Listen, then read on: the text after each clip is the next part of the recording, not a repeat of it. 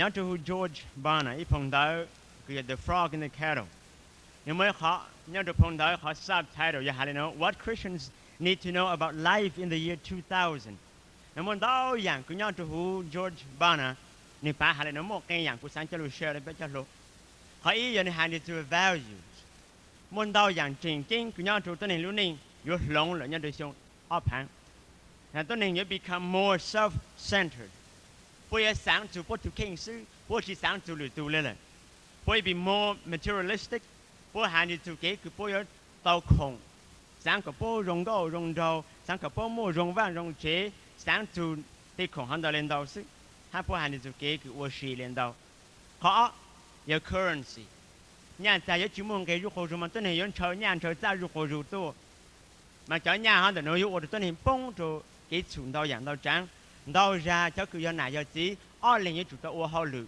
chế thì mình dùng nhau chủ bằng một chế cha thì ra mình này mình tí có chế mình cho lô cha có chế mình cho little brothers and sisters nhau chủ chế ở lên như chủ một ô lệ ô nụ thì tao nhà tao cha cho lù yêu lù cho lù gì họ biết marriage trong ở trên họ divorce rate will climb very high half of our new marriages will end in divorce.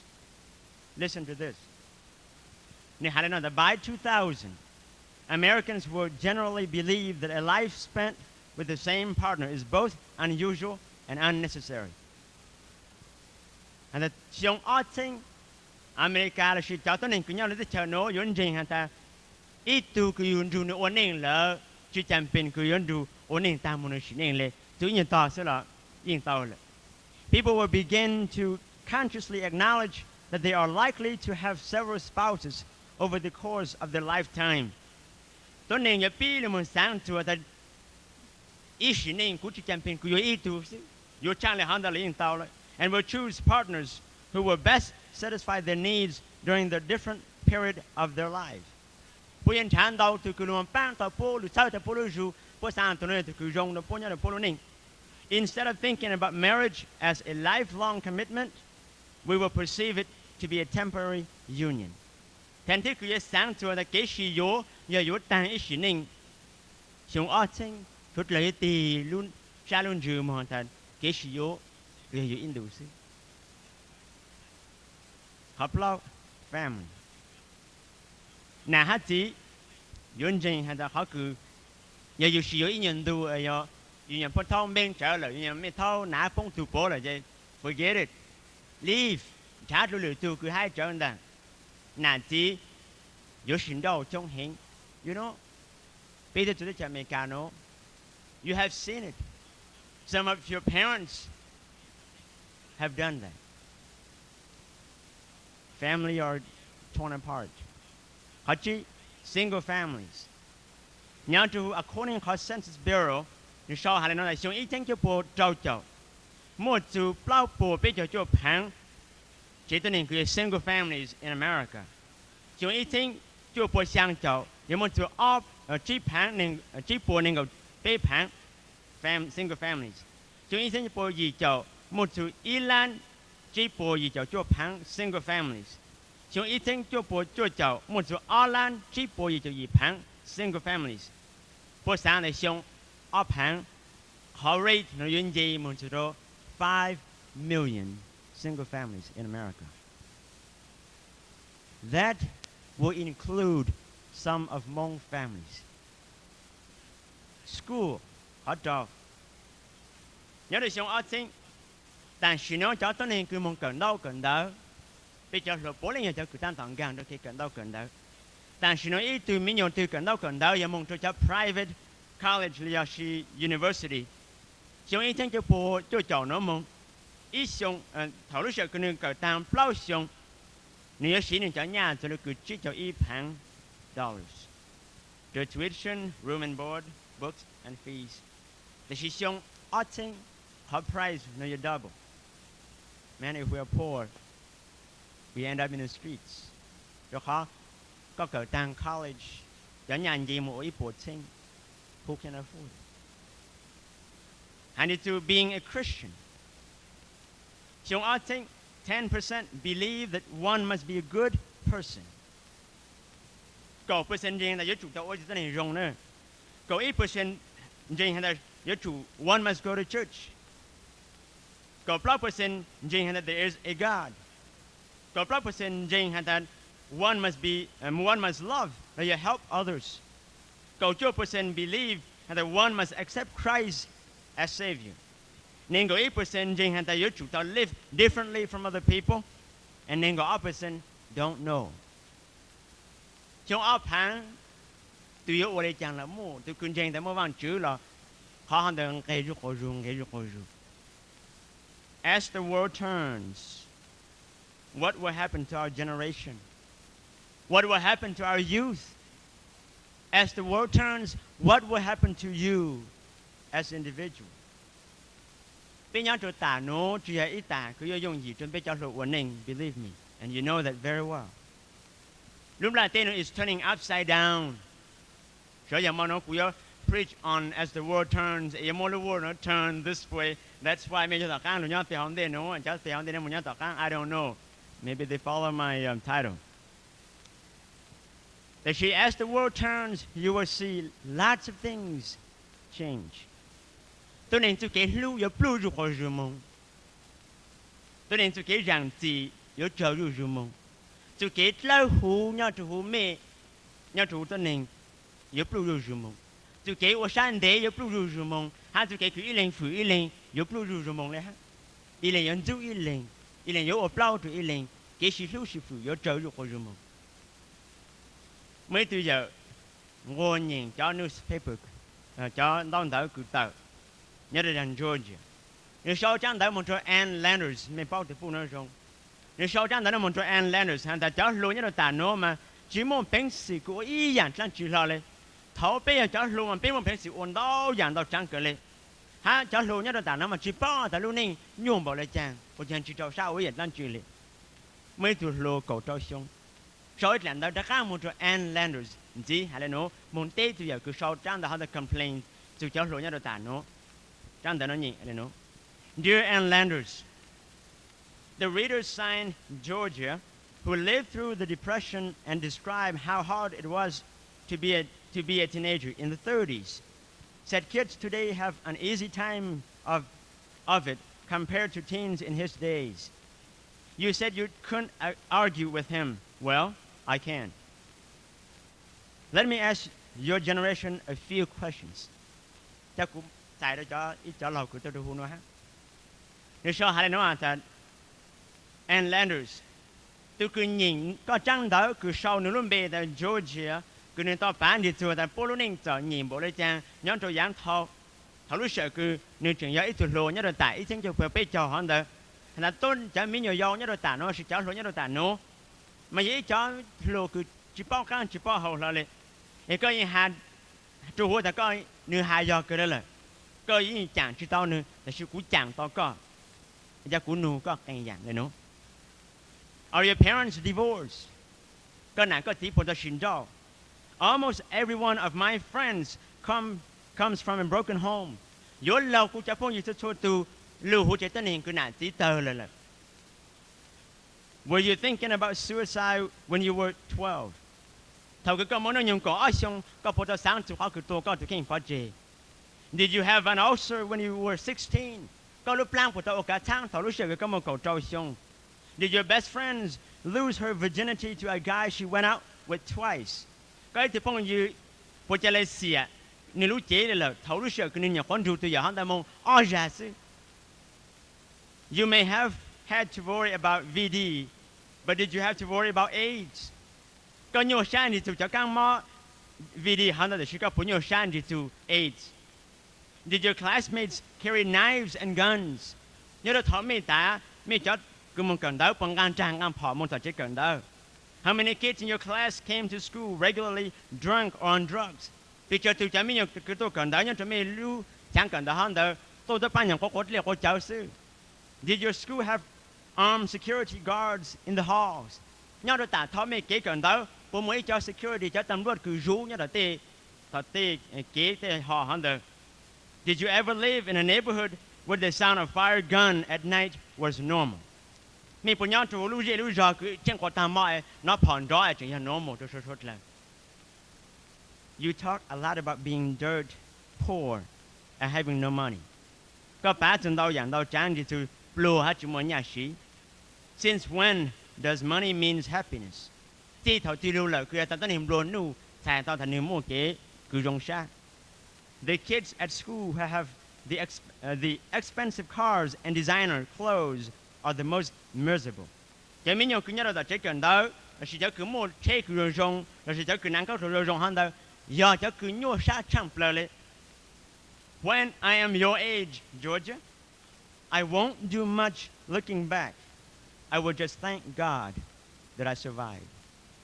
Giờ cứ nhớ cho có lúc nông nhung Georgia. Cứ chỉ tì để các mùng say lúc này khó khăn luôn. Họ cứ yếu ua chứ cứ chạy lại ổ vàng chữ trầu. Cứ cũng nhau lâu tạ hơn đây luôn là xí. Sign, other side of the story in Indianapolis. Từ cứ sau trang đó nó, giờ nhau tụi sang đu, nhau tụi sang Indiana. Họ nói tại tao lại chàng. Tại tao that this generation is in trouble. It's true, vì mua trên ta lúc này cứ dám thâu, bây giờ tới chậm lò, bây giờ lúc cứ nhau tụi tạ thâu. Yes, bây chỉ khơi bù, bao hậu trở ra lên. Nên nó bé bù bao trở cái này. Yes, bé chỉ đâu bù tới này năng có rồi trở. Yes, nên nó bé bù tới này năng có rồi cái này. The world it's turning. Can you see? You with me? What Satan is trying to do to this world. Giêsu hãy mình cứ lấy nhau chủ John chapter 10 verse 10. Hãy tận duy nhung họ cần duy nhung ô. Giờ nữa hai lên nó. Duy nhung comes only to steal, to kill, and to destroy. That's his main purpose. Duy nhung lúc họ phải cần duy nhung ô thấu lúc sợ cứ lúc đang tên tăng tỏi tì vậy à. Duy nhung tôi nhà tôi nên xử lý. Duy nhung tôi nên xử lý. Hắn duy nhung ô của tôi nên bổ chua mong sức. Nếu nhà có tàu hút bên dây mông. Nếu nhà có tàu nó có chú kế cái con gột thảo bằng chữ mông. Nếu nhà có tàu nó chú kế cái con nhìn bằng chữ chú lưu. Nếu nhà có tàu nó có nãy có chỉ mông. Hai nữa nhà tôi kết lâu hú tờ nữa có mong. What else is there? Dĩ mong làm tôi nhung yết kill. Nế tô có lúc lư, kill your mind. Nế tô có lúc xa. Nế tô có tôi kết lúc có môn cho các nàng có gì. Nế tô có tôi kết lúc có môn cho vàng chứ. And at the end, he will destroy you. That means he wants you dead. Go ahead, make my days, huh? Nhớ ra ta nó, dĩ nhung sĩ ai dạng. Cứ tô cho lô dùng gì cơ lê. Dĩ nhung nhà dùng gì cơ lê. Nếu kill dùng gì cơ lê. Hay destroy tôi nên dùng gì cơ lê. Through two tools. Cứ dĩ nhung sĩ, chú sinh tôi phải cho lô mông cứ tôi tới chờ mình cả nó. Mình cả là tôi dạng lê, cho lô mông, vậy cho ai dạng nó trò phải nhớ ra ta nó cơ lê. Mình là nu nó, mình là nu phụ. And some of you have experienced these two tools already. Let me mention them. One, sex. The other, rock and roll. No, I will talk tonight. That's why I said if you are 16, you better leave. It's going to be heavy. But let's face it.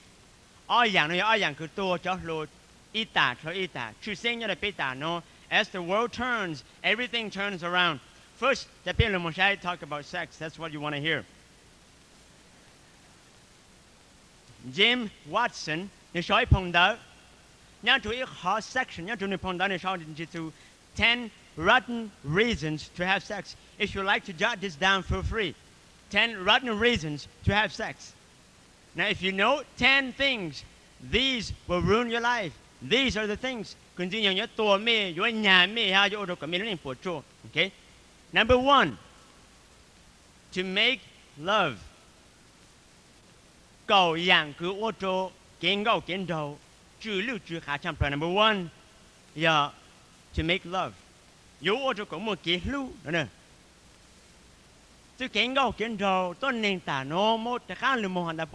Make love.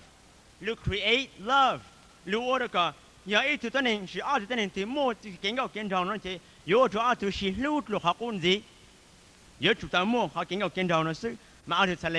Create the art to get make the love under.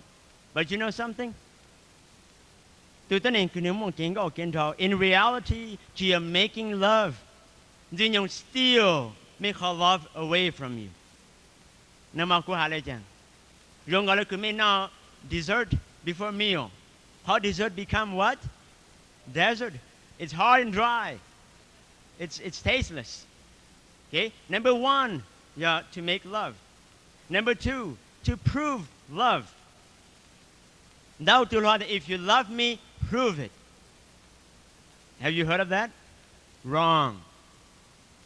If you love me, prove it. Tell him or her, you just prove you don't love me.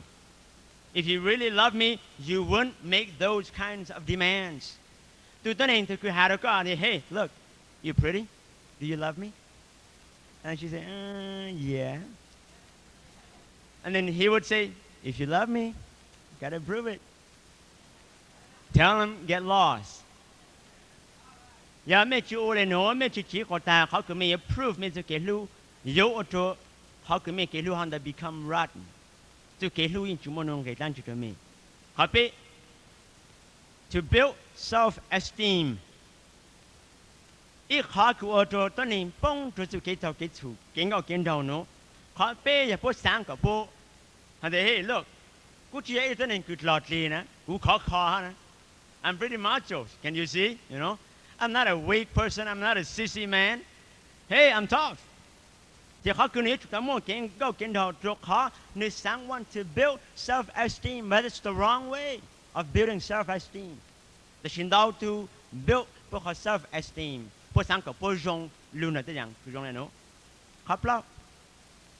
To be socially accepted.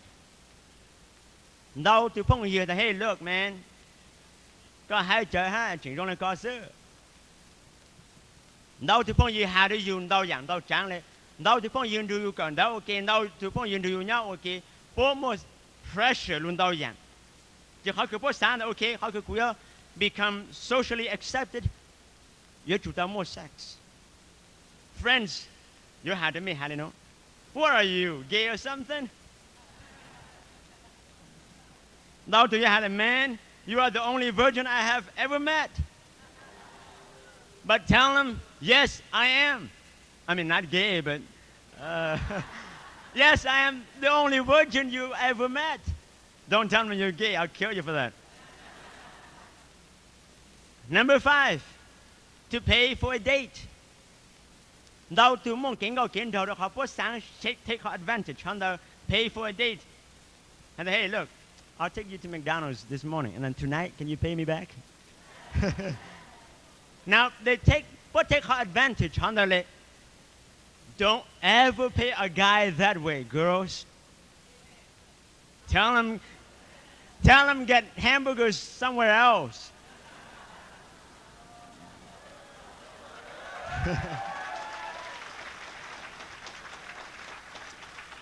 Now number six, to prove your manhood or womanhood. Đâu từ nào, look, có chuyện mình nhiều rồi, có giờ đá lùa rồi, có những lưu trâu rồi, có chuyện nhau rồi thì mình nhiều có họ tăng từ ha.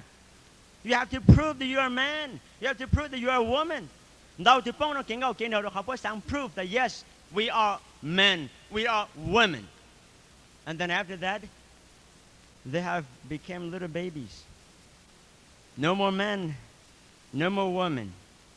Number 7, to gain experience. What's wrong with sex before marriage? Isn't it good to get some experience before you are married?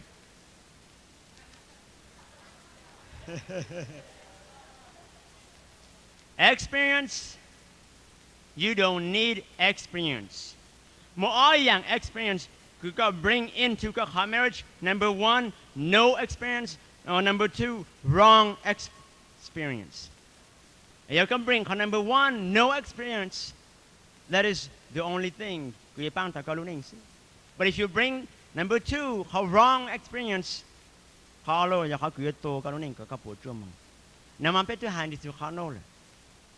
and now to knowing you see, that's the wrong experience. Number 8, to get pregnant. Yes. If hot thing they want to become pregnant. There are 4 tickets to this. How reasons could become pregnant? Number 1, force a guy to marry her. And hey, look, you gotta marry me. It's a little late now. You gotta do it, man. Get one day. Number 2, get out of the house and out on her own. Hey, let's have fun. Have fun. Let me get out of here. Hurt or embarrass her parent.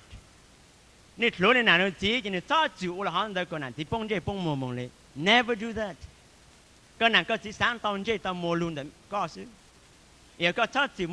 Pregnancy,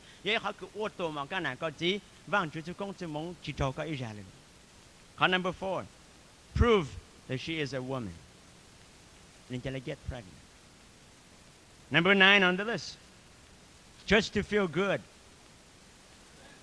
Just to feel good. There's no other reasons. Look how they want to experience the feeling. Number 10, just do it.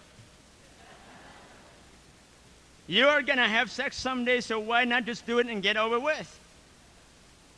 These are the 10 rotten reasons to have sex. Don't you ever take these 10 things and practice. I'll kill you for that. These are the rotten rules. I guarantee you. You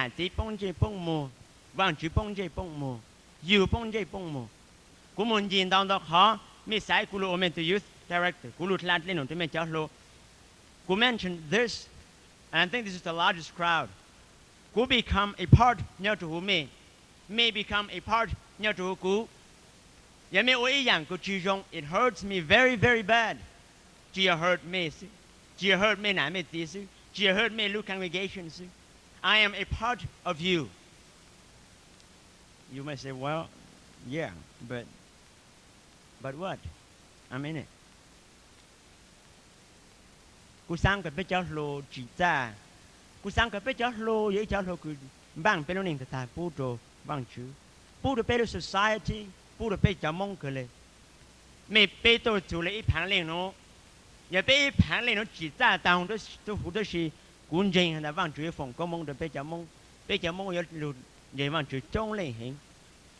But you know, as we come to this camp, there are already many things cứ cú phụ là bây giờ tu giang tu nhiều hình, and now tu cú phụ mê nhau ọt lì tao tê lê cú tu pi tu xa lên, please, giờ cú nhau giang mê thì họ nhau giang hết chứ, tê nhận tao ôn rồi phá lê tao tê lòng, you know, keep it to yourself. Kiến gạo kiến trâu thì ý dạng quân dân dùng yếu cho lục steal, yếu cho lục kill, hay yếu cho lục destroy, cho lục luning. Nên mà mình tôi nói họ cái cú nhìn Cindy, họ nhận note, nên that I felt so loved and beautiful before, but now I felt like a slut. I feel like dying. Cú nhìn ít tuần thay cú rong gạo cái này, gì nhạc cái này, là sự tàn chỉ nói chỉ cú rong lên tên nhau, bịt lì là sự, cú chỉ sáng tên này nhau cú sáng tổ là sự. Mẹ phụ là kiến gạo kiến trâu yếu ở đây chẳng cho mẹ. Kiến gạo kiến trâu yếu steal yếu nhà mẹ tôi kể rong gạo hắn đâu tôi kể rong trâu hắn đâu away from you. Dù nhung yếu mua tôi kiến gạo kiến trâu nó cho lúc trò cho mẹ it looks so tempting. Rong gạo là cứ mẹ phụ là tê tổ cao mẹ bao mẹ tê tổ cao. Yếu sai là tổ cao chứ ô. Mẹ thật tôi ngon được cú này đó bây giờ. Yeah.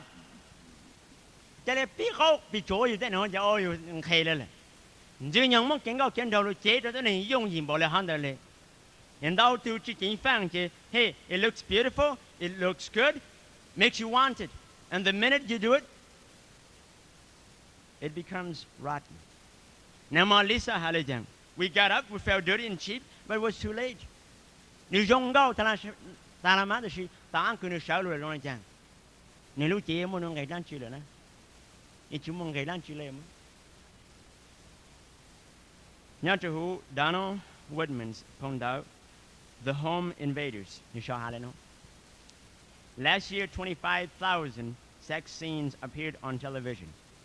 Chế nô sư nên go chỉ chính cho cứ bộ ô tạo nhà chủ TV cứ một sex scenes nhà chủ hữu. 80% of all allusions to intercourse were between unmarried people. Yi cho percent cho cứ mua kiến gạo kiến trâu nhau chủ TV hắn đâu giờ cho cứ chỉ tao mua chỉ tao sử dụng. In 1983, the Coalition for Better Television reported that out of 651 implied intercourse scenes, 504, like 78%, were outside marriage. Nhớ được cho ý kiến cho bây giờ bé thảo luận sự cứ bố phụ ta là cho TV nó ở toàn đâu dạng đâu chẳng cả lòng nhớ được TV nó bố là một hà ta là sự trao bố chỉ cho ý ra cứ nhau chủ hữu cứ ở kiến gạo kiến trâu chỉ bố hát bao giờ là sự gì tu sang cho 2%, cái ông gạo ông trâu nhau chủ TV, giờ tôi cho cứ chỉ mua, giờ họ cứ ít đến chỉ tao mua có bút có giờ là gì, là xin nên sẽ mua nhiều có bút có giờ là gì, nhưng mà khi làm được thì út nó út là út liền, khá cho lúc đó tên nó là yes, there's free sex, cái yêu ở đây chẳng là gì mình muốn đang cái mong có bút có giờ là gì bình cái mong khi lá là chẳng là gì bình có lên đây cho lúc là gì lên mình nhà chỉ go ahead mình bảo the basketball superstar Irvin Magic Johnson 3 times MVP player he is a real good basketball player thảo luận sự cần tested positive for HIV virus nếu tàu TV này hay là chẳng nói này practice what safe sex. There is no safe sex, young people. Let me tell you that. Chỉ mỗi method we have to pay that there is a way we found to pay more safe sex. But Paul has a way we kind to the only method to safe sex. Nhớ chú Colossae chung on cái này ý. Colossians 2:21. How do you know? Do not handle, do not taste, and do not touch. This is the only safe sex method. Me take Magic Johnson her advice. Xin đầu giảng đầu trang method. Chỉ một ý method cứ họ safe. Họ method cứ safe. Do not handle. Do not taste. And do not touch. Yeah, me cho cho nó chê. That's the only way. That's the safest way. Họ này họ 100% safe. Duy nhung của tao nhà tao có chụp cây xăng. Duy nhung của tao tua tao có chụp cây xăng. Duy nhung của tao tao có chụp cây xăng bùa chua. Duy nhung của tao nhà tao có chụp cây lâu hủ nhau tụ có. Chớ cứ nhà chu chế chu chỉ bao chu mà sót ở lưu ở lại đấy luôn. Lưu họ từ lưu from them, the musicians. Bây giờ chớ cứ first create đi dạng này nó. Bây giờจะ pattern cho lưu nhà cơ cảเลย. You know, nếu nó bây giờ cái mình cho lưu chịu từ mấy đứa chế cổ rong, nắng có lưu cổ rong, đá bao cổ rong, nhà bây sáng cái mình chịu ở đây từ tôi nên cứ chỉ ta. Cho rock and roll, cho musicians, mình sáng cho phố căng lắm.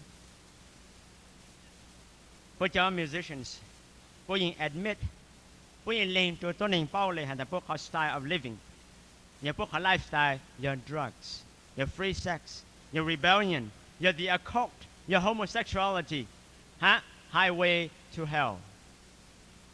Mới từ lộ cầu sang sông, nhớ từ North Carolina.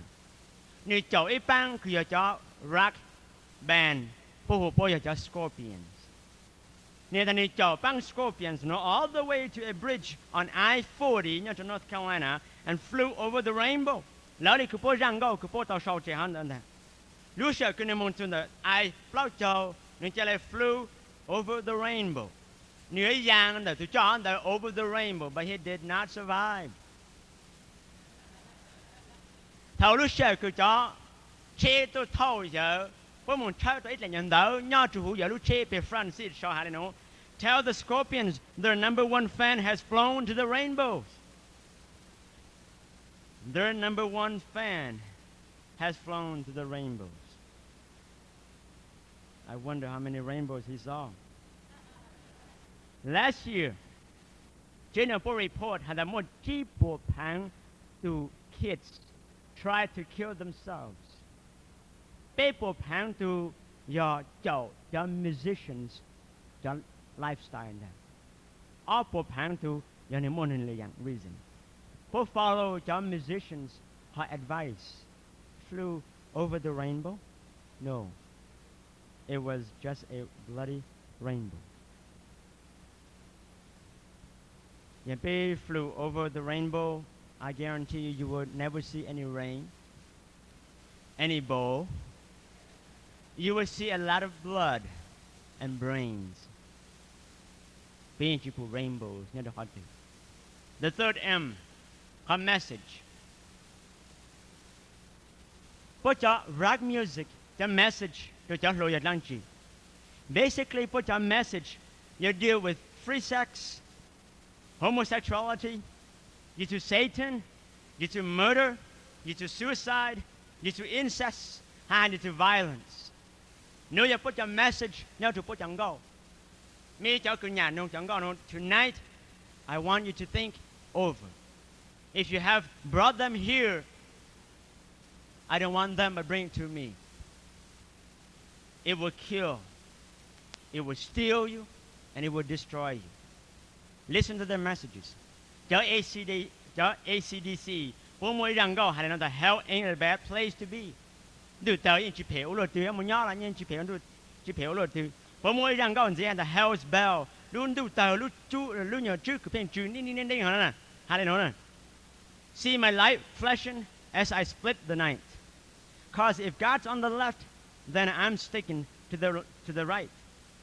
Là mấy bộ liên tên cứ chi hả nè cú mỗi liên tên hả nè phải thầu lúc sợ cứ mang đủ cho họ giờ vang chủ nhớ sang chụp phèn chứ cú tám muốn nhớ là sang xí lần đây.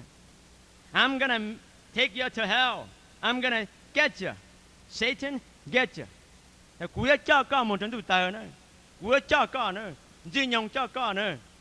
God's on the left, I'm on the right. If you're on If you are into evil, you are a friend of mine. Vâng, chủ nhớ sáng chủ phê cũng nhớ sáng xì xin đăng, rồi có mong cho họ cứ phê chị, có giờ cũng tự phong dư nè, có giờ lên tự phong dư mà. Giờ có nó nông cho rock music nó chị, vâng chủ chỉ có phong dư, có chỉ vâng chủ phong dư, dư nhung giờ có tự phong dư xíu mà. Bố một lý rằng con chỉ là highway to hell, người hay nói. Ain't nothing I would rather do, going down for the last time. And the queen chúng mấy dạng cái quý ôn gì là quý mong truy họ chờ kìa, ôi trời cơ, my friends are gonna be there too. Quý gia phong gì là giống mong truy ha. I am on a highway to hell. Quý tăng tỏ tới chú kế lãng chú lãng mong truy ôn tao rồi. Hey mama, look at me. Hey, that's their songs, okay? Hey mama, look at me. I'm going to the promised land. Tại mình chỉ sai chứ mà. Quý tăng tỏ mong truy lúc tới chờ cứ tao cho lưu chê lên. Hey Satan, paid my dues. Dư nhau ơ, thầy của chẳng gây nữa. Playing in a rocking band. Tôi họ cũng play nhá, chú cho rocking band nhá, có thầy của chẳng gây. I am on a highway to hell. Cú tăng tỏ tới chú kết lãng hình, một trong đủ tờ. What are their messages? Hell. Cú khá là đủ tờ, nhưng chỉ phèo rồi, tựa chót lô. Go right ahead. Come on, mama. Bố yếu cho bế cho lô, yếu tua bế cho lô, cái bế tua mong. Và bế get into cho rock music. Mỗi band gì, band Black Sabbath. Nhớ được put lại album, put cho tủ lệ cho, very big. Nhớ on tap, nhớ put lại records. Nhớ tủ răng gạo, cứ nhớ tủ hay là nó.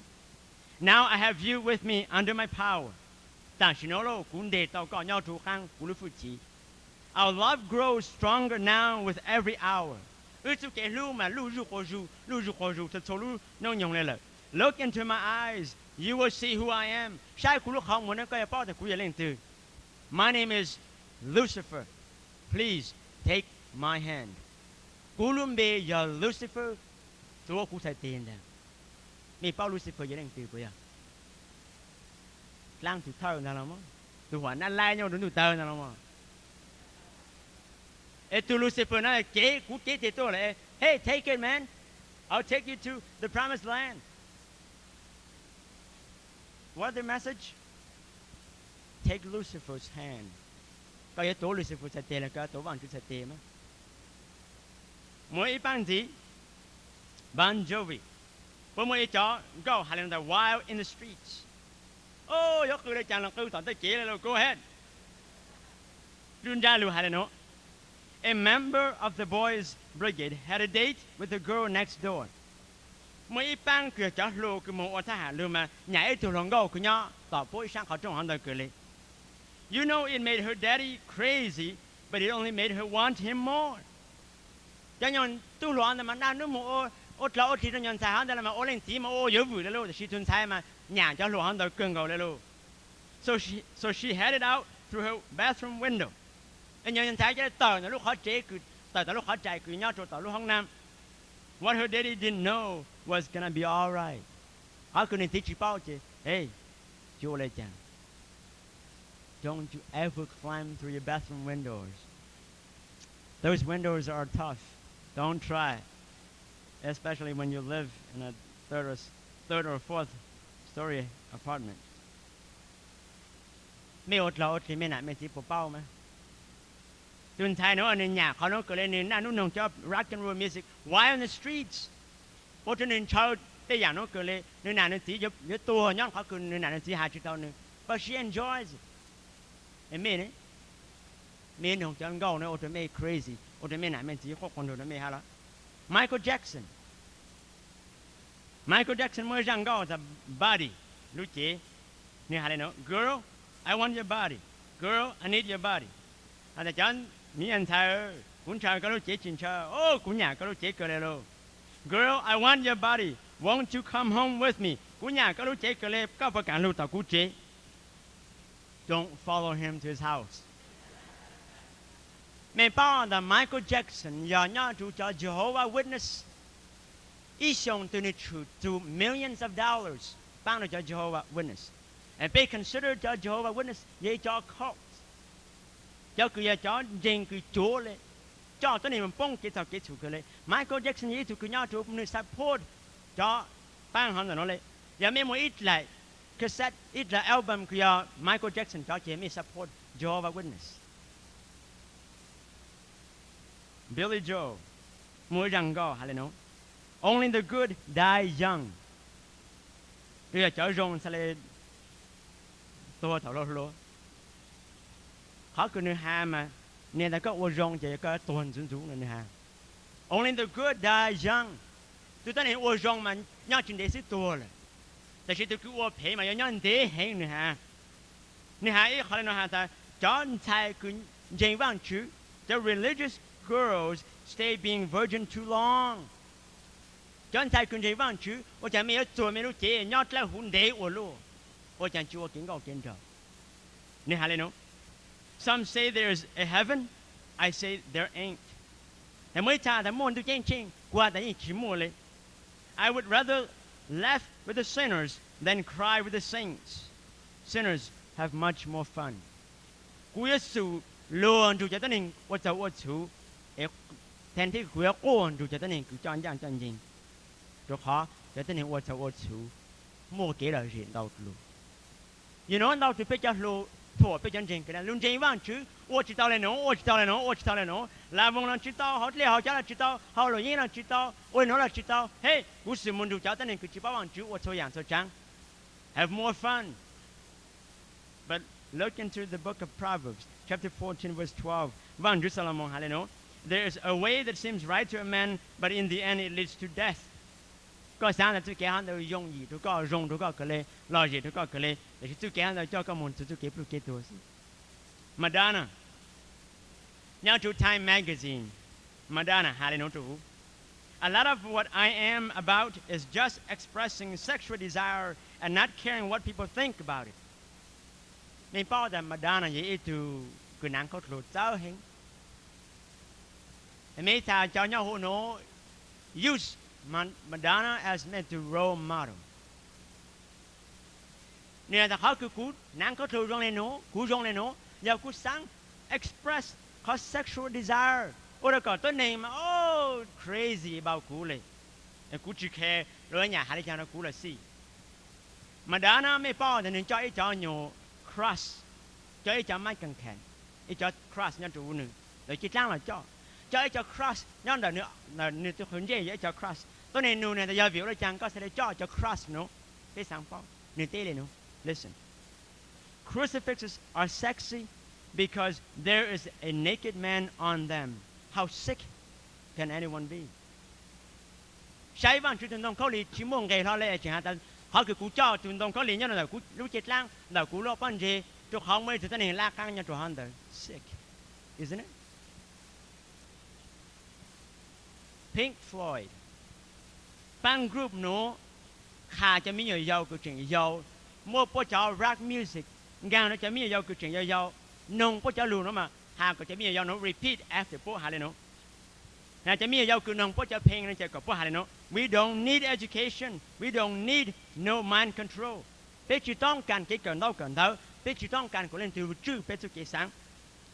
teachers and parents, leave us kids alone.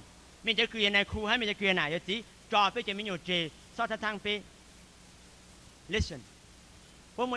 Sheep. Hallelujah. The Lord is my shepherd. I shall not want. He make me lie down through pastures green. He lead me the silent waters by. With bright knives he release my soul. He makes me to hang on hooks in high places. That's insulting. The Lord is my shepherd.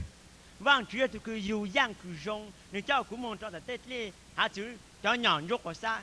Là sự nương ngãi trong trà chi. Em mô cụ từng dù plin go, mô cụ tổ. Mô cụ cho mình lè tôi xóa ít từng bằng ít từng đông. Psalm 23. Qua hà lê hòn đơm.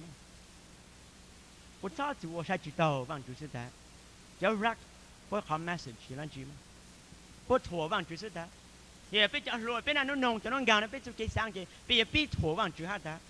Bây giờ cho lại cái mà đá nà hát ta. Bây giờ cho Christ nằm đầu đó khó. Bây giờ chú là họ nó tổ mỏ chú Giê-xu sư ta. Bố cũng muốn thấy rằng gạo Pink Floyd. Bố mới rằng gạo là goodbye cruel world. That cho mẹ chế luôn lúc đó tới cứ phê. mới thì mình nhiều tu cầu trâu sống như Colorado Spring tôi nên tụi kinh bảo chế tao can cái nông rằng go goodbye cruel world người ta cút lô lúc đó tên nó trâu là chi cút tôi cút tụi kinh bảo chế goodbye and then he committed suicide. A message contains your own, sex, murder, suicide, death, Satan, how insulting God. The fourth M, mutation.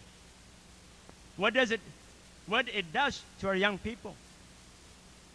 Yang cứ cho music, cho musicians, cho message, wali chano cho Hlub. Đau tu mong gan cho drugs, nhon cho rock and roll music. Đau tu tan kỹ cha sa lele, nhon cho rock music. Đau tu cho em online lele, nhon cho rock music. Đau tu to po tu king pa che, nhon cho rock music. And đau tu cho le sang lại tu rong gọi là cứ show mình đang tàu kiếm một cái khó high cliff. It will show what hey man jump, and then you jump. Ở chỗ tôi nên tu chung lên hình. Cú sang cả mấy lần một sai nữa. Cho rock singers, what happened to them? Who take a few. John Belushi. To sing, cứ nhau cho Blue Brothers. Cho nên là animal đấy chẳng hạn. He died at age 32. Do cocaine whoring. Nếu on drugs, thì nên tôi là. Tommy Bolin, nhau cho Deep Purple. Tôi xuống ý tính cho bộ sang cho chi, nếu mà nên ngầu chi xong sư. Tôi là drug related. John Bonham, nếu tu đào, thì tu drummer. Nhau cho Led Zeppelin. Tôi xuống ý tính cho bộ gì cho. Và tất cả nếu mà họ chở cầu ở sân mong hắn nếu họ tăng bao chở phụ chở. Tôi choke. Là chấm chở hắn đời tôi. Elvis Presley, the king of rock and roll. Tôi xuống ý tính cho bộ sang cho sang. Thấu được sự nếu mà bao chở ở sân. Yo chàng, drug abuse. Paul Williams, cứ nhau cho bang Temptations. Tôi nên tôi kinh bảo trì xuống ý tính cho bộ sang cho bê. Thấu được sự nếu mà bê cho bao sân. Cho rock music themselves. Nhưng chúng ta hope nhau chủ bố lệ hả? Bố khai của tôi nên cho lệ hẳn đâu. Bố can't find any hope. Bố thảo cơ, bố chủ end up trong lệ hẳn đâu. Nếu đó họ cứ chia sẻ là duyên nhung, nhà bố lệ chàng steal, kill, and destroy. Nếu như duyên nhung lúc họ phá sẽ thế.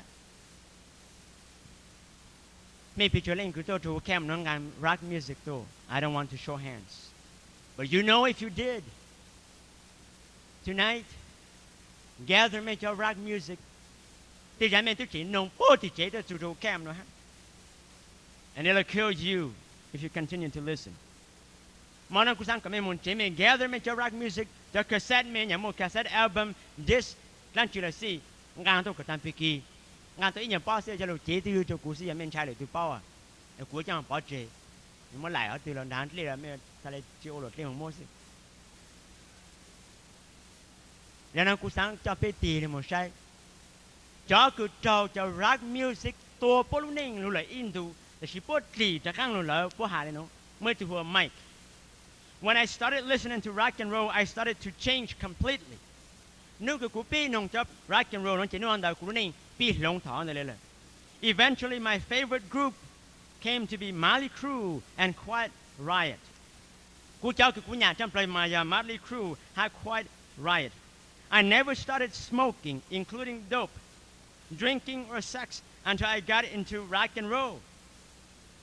With it, my friends all changed and I started to get into trouble.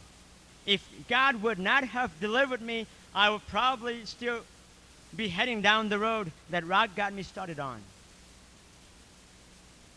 No good Mike, be known to rock music. The message changed Mike Luning. Mới tuần thai Tammy, nghe hay nói. Rock would bring the anger out of me. Cho rock music hắn đã ô cũng bao tờ cơ lệ. After listening to them to a certain songs, I would look for excuses to blow up at people and get into fights. I used to idolize Madonna. I wanted to be like her so bad that I started dressing like her in every way I could. Later on, I got into Mötley Crüe and Dio. Then I started wearing headbands, spikes, ankle bracelets, and things like that. I wanted to look like them, be like them, and live like them. I'm so glad that Jesus took me out of that. Now I've got something worthwhile to live for. Merchant Dawn. When I was small, I was always my mama's girl. Then I got into rock and roll. The way I used to look at just about everything started to change. I didn't want to please my mom anymore. Instead, I wanted to be like the rock stars I idolized. I remember really liking the song We Are Not Gonna Take It, a song by the Twisted Sisters, and thinking, yeah, I don't have to listen to her all the time. Who does she think she is anyway? I got so mad that I started slapping my mom when I didn't get my way. I wish I could go back and do it all over again. I would stay away from that music. It ruined my life. Tuần sai cái này ít chữ nông nên nó chỉ luôn nông nên luôn cái này,แต่สิthảoรู้สึก rock and roll งานตรงนึงโอ้ตนึงเบาแต่cái này nên nó chỉหาเอ๊ะขอตรงนี้ What did she do? Slap her face. กูจินเชอก็ใครเป็นข้ากูอย่างน้อยอย่างอู I have it my way. เราถึงไม่อยากกูนงจะ rock music โยถึงไม่เบาแต่ถึงไม่หนาไม่จริงเมื่อตุนsaiหัวเจียวเนี่ยน้องยังมาเก่าเจ้าชงเนี่ยหน้านงจะอาซีฮามาลีครูเนี่ยหน้าผู้จังก็อันนั้นจะโชว์นู่นเลยลูกผู้จังก็อันนั้นต่างนู่นต่างมาเลยลูกเนี่ยสารแต่โม่เก่งก็เก่งเท่าอีโอเคแล้วค่ะอาซีฮามาลีครูจังก็จะฆ่าเขาจังลูกโอเคเก่งก็เก่งเท่าสิเนี่ยช้าชิดเอาเลยจะเมื่อตัวอย่างเปล่าเจ้าชง she was 16เนี่ยจะเลยมองอดละอดกินดูตัวอย่างเปล่าเจ้าชงหันได้เลยต่อข้างเนี่ยหาเลยเนาะAfter I lost my virginity, I felt dirty and scummy. The rock bands didn't make me feel better then, only worse. When I was at the bottom, rock and roll didn't lift me up. The Lord Jesus did. Mới từ hồ Robert. Nên nhà nông cho music vừa băng wasp. Cho. Lúc sợ cứ nên đồ nên pu nhỏ, rú nên pu được khó nên pu lò lò. Lúc sợ cứ nên đồ nên pu nhỏ cho nên nông cho băng nông cho music. Cho nên ô sáng tuaตัวนึงจุกเกฉีจุกเกเบาต่างกันตัวนึงเจเนี่ยมึงรู้เนี่ยปูเจเนี่ยปูเยจุกคือเรามองจิตเราเขาตื่นเลยเจเนี่ยแต่โอเคกูปูเยจุกคือเป็นนั่นนู้เยจุกตัวอีกแค่เนี่ยโชว์นอกเสียงปูใส่เนี่ยต่อเขาคือกูตัวตาปูเจมั่วปูเนี่ยโชว์อันเนี่ยจะมึงใจสิเจเนี่ยแต่มั่วเนี่ยปูจะโชว์อันเนี่ยจะมึงพอเจแต่ขี้เนี่ยเจเล่นปูมึงท้าเจจะโชว์นอกเลยเจโอ้เล่นปูฝูเชียงเราเขาเยจุกตัว take เนี่ยจะ medication cho nên sáng đó ôi chẳng chịu muốn tá chú telephone đó xí lệ hả Robert tàu mua sáng đó muốn tá chú telephone line có lên từ hút đó là hút chỉ tao thầu câu Robert hay là nó I'm glad that I got caught before it was too late. People said that rock doesn't affect teenagers. That's a lie. I know how it affected me. Has it affected you? Thinking about killing anyone? Thinking about killing yourself? Know your message. Know your rock and roll. There's no other message. As the world turns away from the Lord, are you turning away from Him too? Or are you turning toward Him? Luôn là tên người nhà tì để cho nó xí bình. Cho lô tì chắc ăn chú bằng chú xí. Chỉ mới thực hiện lift or make up. Rock and roll won't do it. Sex won't do it. Two things tonight I want to ask from you. Giờ chú kiến gấu kiến trầu. Tố tàu có. Nếu steal tàu có. Nếu be killing có. Nếu be destroy có. Tonight. Vâng chú sáng có trò dạng đôi chị. Giờ chú kiến gấu kiến trầu. Tăng tại họ cứ tempting cho có hình. Có bao nhiêu tăng tại steal có. Tăng tại kill có. Tăng tại destroy có. Mà nếu mà cứ tại Giêsu. I need help. Giờ rock and roll tăng tại tua tàu có. Tăng tại tua có. Tăng tại destroy cả life. Mà nếu mà cứ cả tại Giêsu. I need help. Tonight is the night. Rock won't help.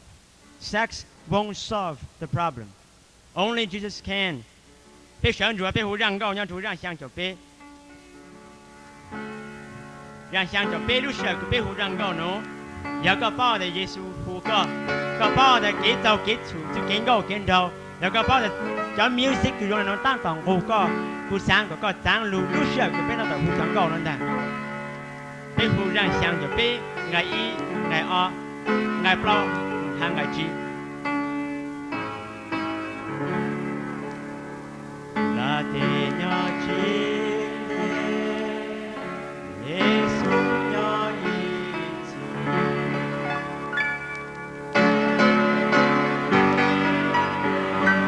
cho lô giờ có bao thì bạn chú hú có sang có lô chỉ nó nếu có một tí mình từ dạng cứ có tăng toàn chờ nó sang có tăng lô thì nó lên xóa tăng mua nó có cho phong cho gì lên thế nhà hay cho nó có là gì Giêsu thay liền từ ban thọ có xứ tăng lô bây giờ thọ bạn chú mới giờ nó chỉ kia ban thọ có rồi là Giêsu thay liền thay ban thọ có xứ tăng lô thì họ nên rồi bây giờ thọ bạn bây giờ ban có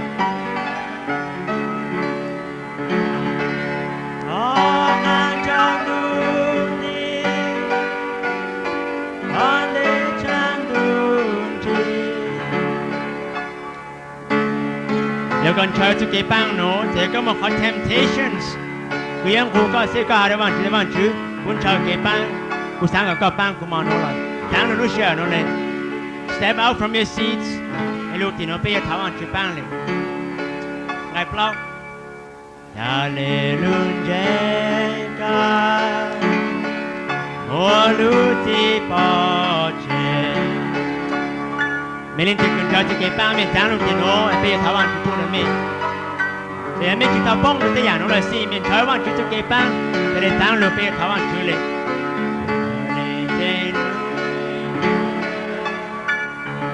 oh luti poche Tisha Achi Talengenu Iti Talengenu Your love iti Talengenu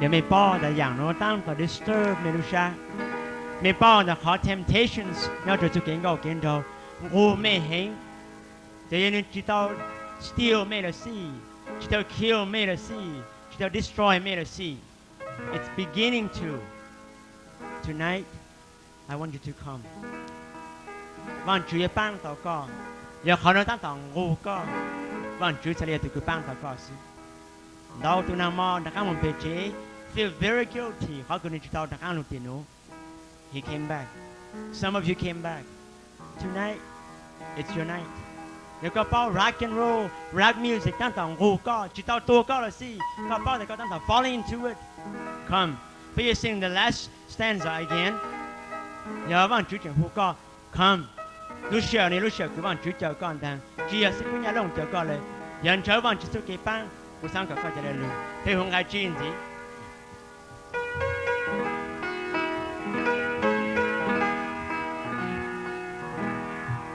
จะเล่นใจรู้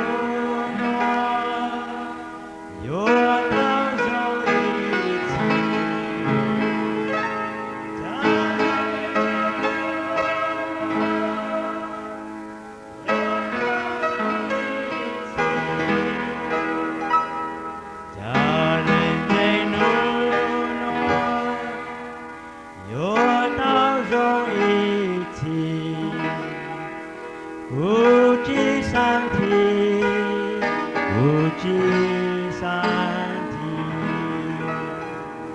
Let's pray. วันจันดู